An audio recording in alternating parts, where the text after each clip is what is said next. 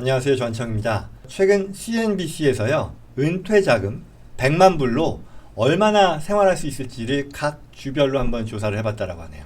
그래서 은퇴 연령은요. 65세, 많은 사람들이 이제 은퇴 연령으로 생각하는 나이죠. 그래서 각 주의 물가 지수들을 고려해서 산정한 건데요. 그리고 또한 100만 불은 많은 이들이 이제 일반적으로 생각하는 은퇴 생활을 위해 최소한 이 정도는 필요하지 않겠느냐라고 하는 그 금액을 정한 거고요. 그래서 CNBC는 이 100만 불의 은퇴 자금으로 최소한 25년 정도를 살 수 있으면 이상적이겠다. 왜냐면 65세, 그래서 25세 하면 90세니까요. 기재수명 90세 가량 돼 가니까요.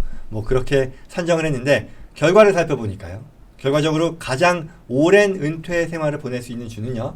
여기 나와 있죠. 미시시피였네요. 그래서 25.3년을 살 수 있는 거고요. 그 다음으로 오클라호마가 뒤를 이었네요. 24.8년, 캔서스 24.6년, 알라바마 주로 이제 중남부 지역의 중소도시라고 보면 될 텐데요. 특히 이제 미시시피의 경우는요. 이 식료품, 주거비, 교통비, 건강비용 등으로 생활비에 드는 비용이 1년에 대략 한 4만 불이라고 했네요. 그래서 유일하게 25만 불을 넘게 된 거죠. 그래서 반면에 생활비가 많이 드는 그런 주들이 역시 은퇴 이후에 우리가 살 수 있는 100만 불로 살 수 있는 그 기간도 짧았는데요. 우리 많이 살고 있는 캘리포니아, 제가 살고 있는 캘리포니아 같은 경우도 15년에 불과했네요.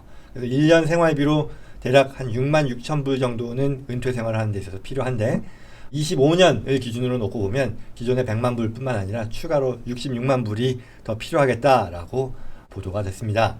가장 안 좋은 주, 가장 안 좋다기보다는 가장 짧은 주, 생활비가 가장 비싼 주를 말할 텐데요. 여기는 하와이로 총 100만 불로 10.9년을 살 수 있었고요. 그 뒤로 뉴욕 13.8년, 매사추세츠 16.2년 이렇게 됐네요. 지난번에도 다른 어떤 기사를 보면서 물가가 가장 비싼 주로 하와이가 들어가 있어서 제가 뜻밖이다라고 했었는데 하와이 계시는 어떤 분께서 댓글로 이제 달아주시면서 하와이 물가 비싸요 라고 하셨는데요.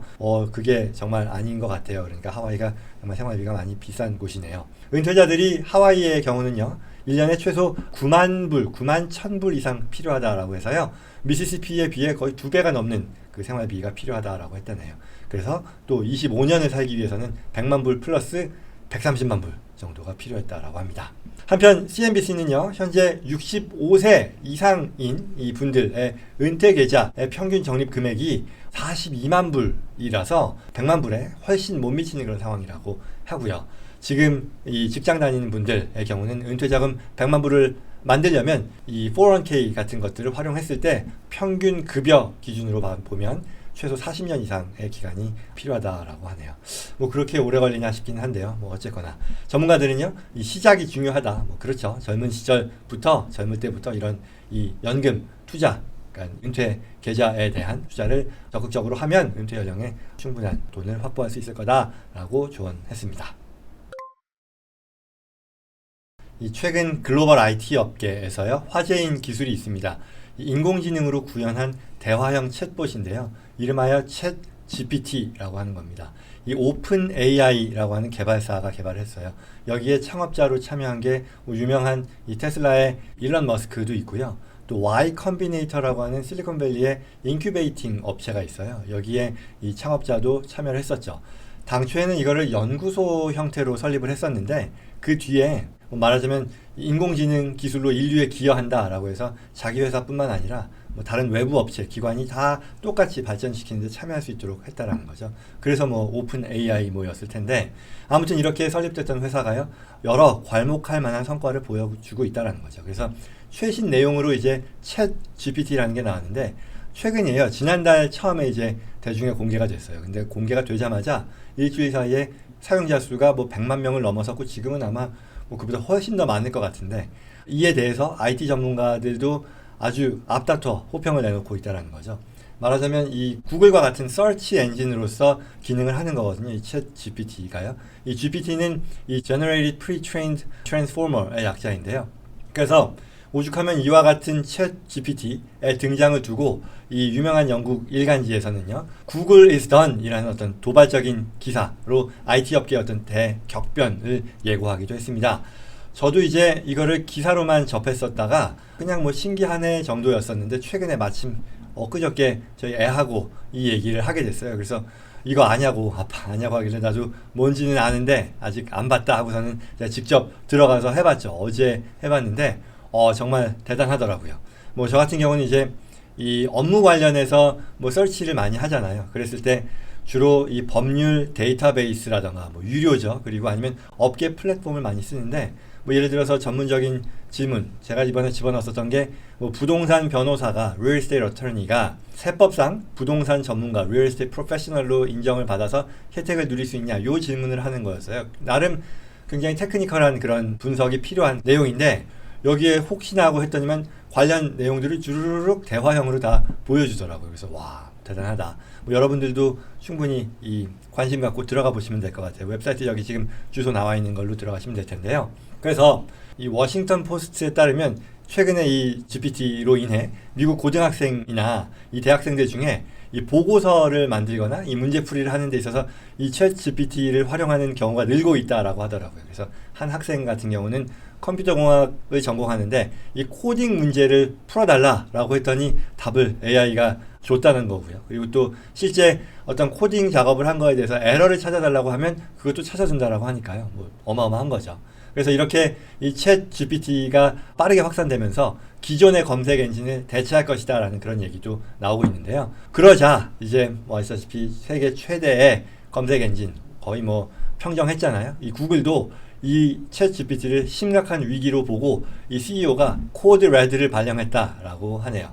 말하자면 이 구글의 지금 현재 가지고 있는 이 마켓 쉐어라던가 이런 레퓨테이션이 충분히 잠재적인 위협으로 챗 GPT로 인해 훼손될 수 있을 거다라는 그런 우려를 갖고 있다라는 거죠. 뭐 정말 이 구글이 야후를 꺾고 어떤 검색 엔진에 있어서의 절대 강자가 되고 구글을 대체할 곳이 설마 나올 수 있을까라는 그런 생각을 했었는데 역시 뭐 어쩌면 영원한 승자는 없는 건가 하는 그런 생각도 들더라고요.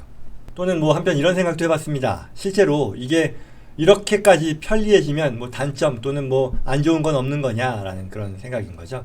당시에는 내가 공부하던 시절에는 라떼는인데 뒤져서 이것저것 찾고 그걸 내 것으로 습득하는 그런 과정이 필요했었는데 이제는 더 이상 이런 과정이 필요 없고 AI에 질문하면 바로 답을 찾아주는 그런 시대로 접어드는 건가 싶더라고요. 그래서 이렇게 되면 좀 더 거창하게 얘기하면 교육이라는 건 뭐고 또 말하자면 자라나는 아이들이 배우는 게 없을 텐데 뭐 큰일 아닌가 뭐 리포트를 쓰는 것 같은 경우도 사실 내가 연구해서 찾고 그걸 내 언어로 풀어서 정리해 나가는 그런 과정이 결국 나를 똑똑하게 해주고 지적으로 성장하게 해주는 그런 의미 있는 건데 이게 없어진다고? 그럼 어떡하지? 라는 생각을 했는데요.